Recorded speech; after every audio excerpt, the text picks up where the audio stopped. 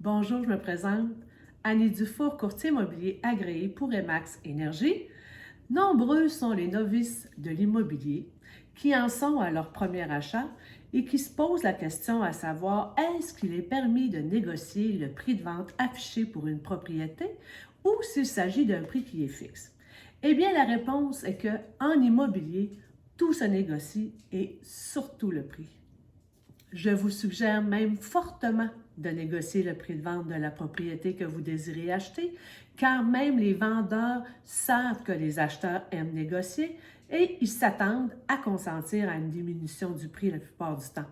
Évidemment, ne vous attendez pas de faire diminuer le prix de vente d'une maison de 300 000 de 50 000 mais même une diminution de 5 000 ou 10 000, ça peut faire une bonne différence dans votre budget.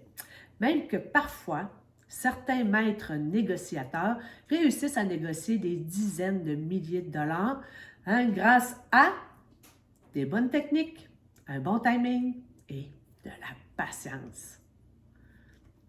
Je vais vous partager aujourd'hui 8 techniques pour négocier à la baisse le prix d'une maison. Si vous voulez éviter de payer trop cher et si vous voulez vraiment avoir un deal, eh bien, vous avez tout intérêt à travailler avec un courtier pour l'achat de votre propriété.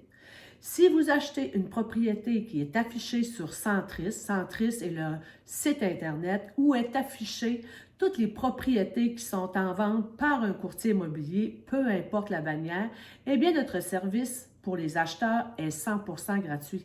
Alors, pourquoi ne pas en profiter? Puis si vous êtes encore entêté à vouloir réaliser votre projet d'achat seul, eh bien vous avez quand même tout intérêt à écouter cette capsule où je vous partage les 8 meilleures techniques de négociation qui sont souvent utilisées par des courtiers immobiliers. Vous serez donc alors parfaitement outillé pour réaliser votre projet d'achat. On passe à l'action? Première technique, vous devez avoir une argumentation solide et logique. En immobilier, les faits parlent d'eux-mêmes. De dire que vous n'aimez pas la décoration, eh bien, cela n'aidera en aucun cas à faire baisser le prix de vente. Vous devez avoir ciblé des éléments tels que des rénovations à faire qui peuvent nécessiter des retouches de votre part et qui vont pouvoir vous aider à négocier le prix de vente avec le vendeur. Le courtier se bâtit toujours un plan d'action avant de passer à la table des négociations. Deuxième technique, faites faire une inspection pré-achat et utilisez les résultats à votre avantage. Voici probablement l'une des techniques de négociation les plus efficaces pour faire diminuer le prix de vente d'une maison drastiquement. Une inspection pré-achat va vous coûter entre 6 et 700 dollars, mais cela va vous permettre de déceler la plupart des problèmes existants de la maison.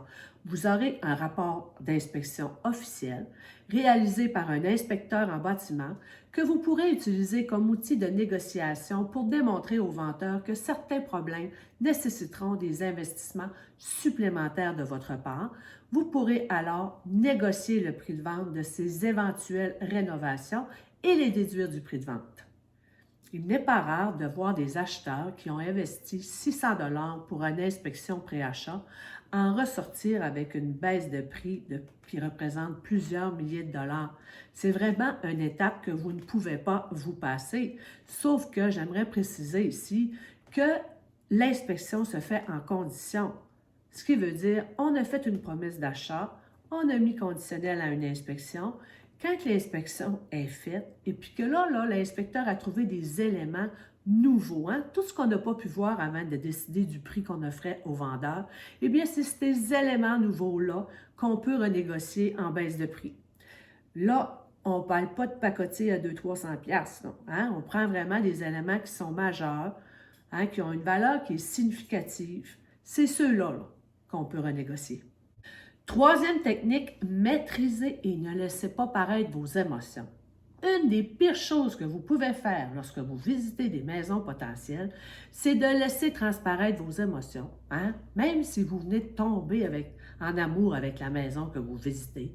Eh bien, ne commencez pas là, à sauter de joie, à dire que c'est la maison qui est parfaite pour vous, à devenir presque hystérique. On en voit des fois.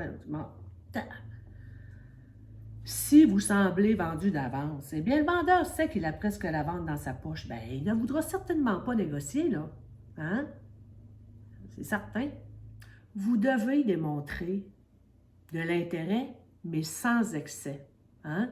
C'est bon que le vendeur sache que vous êtes sérieux, mais il faut aussi qu'il sache qu'il y a d'autres possibilités, que vous pouvez trouver une autre propriété ailleurs de votre goût. Hein? On laisse planer qu'après sa maison, il y en a d'autres. Puis, lorsque vous êtes accompagné, représenté par un courtier, eh bien, la différence, c'est que la plupart du temps, les vendeurs ne sont pas présents. Hein? Donc, ça vous donne place à l'imagination de pouvoir vous imaginer en train de vivre dans la propriété, de pouvoir visualiser vos meubles, votre décoration. C'est très important. Hein? Les vendeurs, là, si j'ai un conseil à vous donner, ne soyez pas sur place la première visite. Les acheteurs aiment ça, pouvoir regarder les garde-robes, ouvrir les garde-robes, ouvrir les tiroirs, la cuisine, le rangement. On ne parle pas des tiroirs, des commodes, là. Non, non. On parle du rangement. Mais quand les vendeurs sont sur place, eh bien, les acheteurs sont gênés. Moi, là, la première question, quand on arrive pour visiter une propriété, là, à l'extérieur de la maison, mes acheteurs me demandent, « Annie, tu penses-tu que les vendeurs vont être là? » Non. Hein? On ne veut pas. Les acheteurs, ils ne veulent pas, sont gênés, ils ne veulent pas que vous soyez là. En tout cas, bref, vous devez en profiter. Hein? Quand vous travaillez avec un courtier, vous pouvez en profiter et surtout, vous n'aurez pas besoin de maîtriser vos émotions. Hein? C'est donc plaisant de parler avec nos acheteurs quand on est à l'intérieur, puis là, de sentir qu'enfin on a trouvé, là, tu sais, qu'il y a un coup de cœur, là, c'est génial. Moi, j'adore ce moment-là. Quatrième technique, analyser le marché local avant de négocier.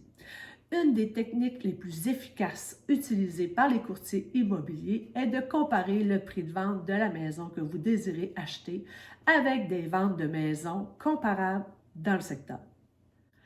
En tant que particulier, vous n'avez pas les mêmes accès que les courtiers immobiliers, donc vous ne pourrez pas voir les comparables vendus dans le même secteur. Cependant, vous avez accès à Internet et vous pouvez regarder différentes maisons à vendre dans le secteur avec les mêmes caractéristiques que la maison que vous considérez. Vous pourrez donc comparer rapidement et voir si le prix demandé est réaliste et bon. Cependant, rien ne vaut une bonne analyse de marché réalisée par un courtier immobilier.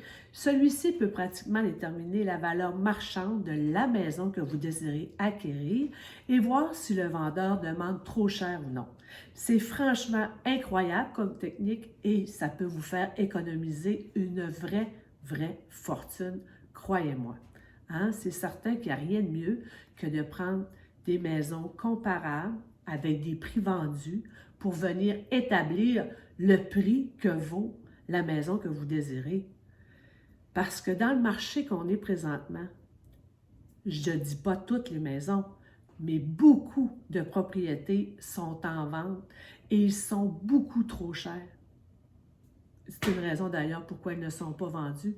Donc, si vous prenez, si vous regardez les maisons en vente présentement pour penser que ça vaut le prix de la maison que vous désirez, eh bien, ouf, c'est vraiment pas la bonne technique, là, on s'entend. Donc, ça fait le tour des 4 premières techniques. La semaine prochaine, 4 autres et non les moindres. Je pense que ça va être intéressant encore pour vous. Eh bien, je vous remercie beaucoup d'avoir été là. Merci de liker, merci de partager. Si vous avez des questions, vous n'hésitez surtout pas. Je fais des capsules spécialement pour ça. Donc, je vous remercie et puis je vous dis à la semaine prochaine. Bye!